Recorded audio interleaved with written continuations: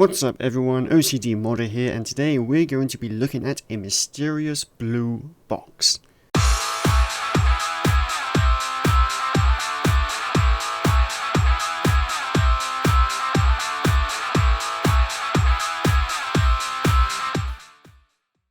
This is a mod by a user called Shattered Steel, and it is available on both the Nexus Mods and the Steam Workshop. And if you haven't already gathered, it adds the TARDIS in Skyrim. If you're unaware of what the TARDIS is, it stands for Time and Relative Dimension in Space, and it's from Doctor Who, the very popular British TV show.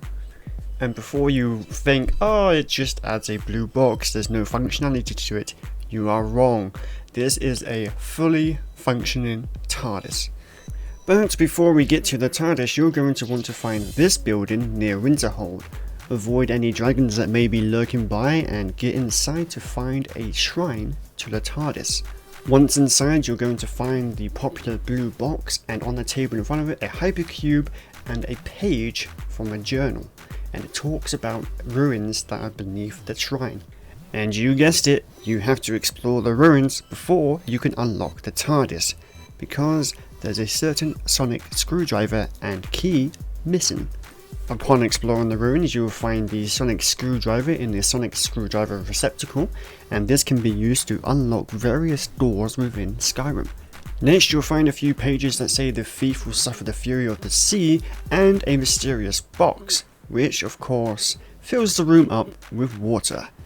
After panicking and trying to find a way out, you will go back to the main chamber, where the water will very slowly help you swim back to the top. And congratulations, you have now unlocked your very own TARDIS. Now, I was lying when I said it's a fully functioning TARDIS. It cannot time travel, however, it can transport you to anywhere within Skyrim.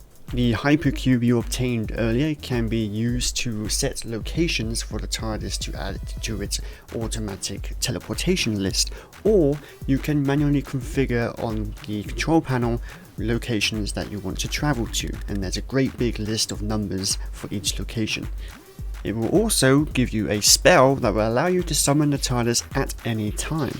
Now, this is all well and good having a TARDIS that can take you to different locations, but every Doctor Who fan knows there is a lot more to the TARDIS. There is not just this one central room, there are other rooms, and of course, they are added in this. Now, it's important to note that the other rooms are not custom textured as much as this one is, so the other rooms feel kind of out of place, but they feel more in line with Skyrim itself. So first up, we have the living quarters. This room is actually kind of textured to look like the TARDIS. This middle pool thing is really cool, and it took me so damn long to work out what this was supposed to be. Obviously, it's a Dalek. The Staff of Lesser Extermination? Come on. From this central room, you can travel to other rooms within the TARDIS, and also it gives you a lot of choices for different desktop configurations, allowing you to change the look of the main room. So first up, we have the armory. Stepping into the armory, you're greeted with this strange magical gate, and you have to use your sonic screwdriver to open it. There's not really much to this room. If you're familiar with Skyrim housing, you will know immediately this is essentially where you're just going to store your stuff, and there's plenty of mannequins to dress up in various armor, and plenty of storage to store your very many weapons or stolen sweet rolls. Next up on the tour is the TARDIS Cloister Room. Now, what the heck is a cloister room, you ask? The cloister room is the most important power room on the TARDIS. Now, this is a big room, and just looking around, doesn't look like it has much functionality at all, but you would be wrong. Over here we have the architectural reconfiguration, which allows you to create spare TARDIS keys. And on each of the four corners of the room is a lever, and what the lever does exactly is make the lights appear, but that is not quite all. Once the final lever has been pulled, all the four lights appear in the centerpiece. Now you may be looking around going, okay, that was cool, now what? But if you happen to step in the middle of the lights, something very interesting happens indeed. Congratulations, you just gained an ability called Gallifreyan Regeneration. Now this is exactly what you might think it is. This gives you a new power that can be used once a day, and it allows you to completely change the look of your character in the good old Doctor Who regeneration style. It then brings up the character creation menu and allows you to change your character, making it look like you just regenerated. Next stop on our tour, we have the actual TARDIS living quarters. This is a very basic room with all the necessities that you need for everyday Skyrim life. It doesn't exactly look very Doctor Who-ish apart from the really cool floor.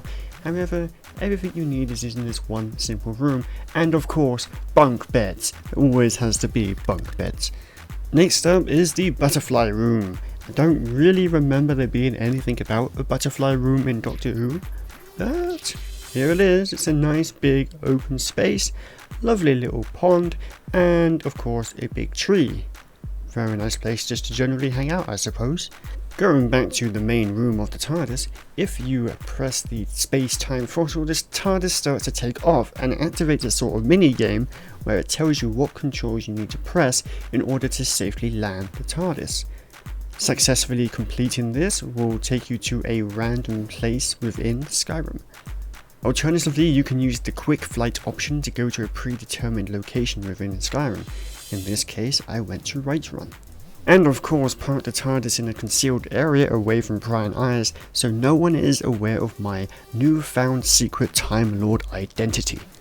I hope you all enjoyed. Please feel free to like and subscribe if you haven't already. I will include a link to the mod down in the description. Definitely check it out. It's a very cool mod, especially if you're a Doctor Who fan. Oh look, the courier just found me. Well, courier, I'm afraid now you're going to have to die.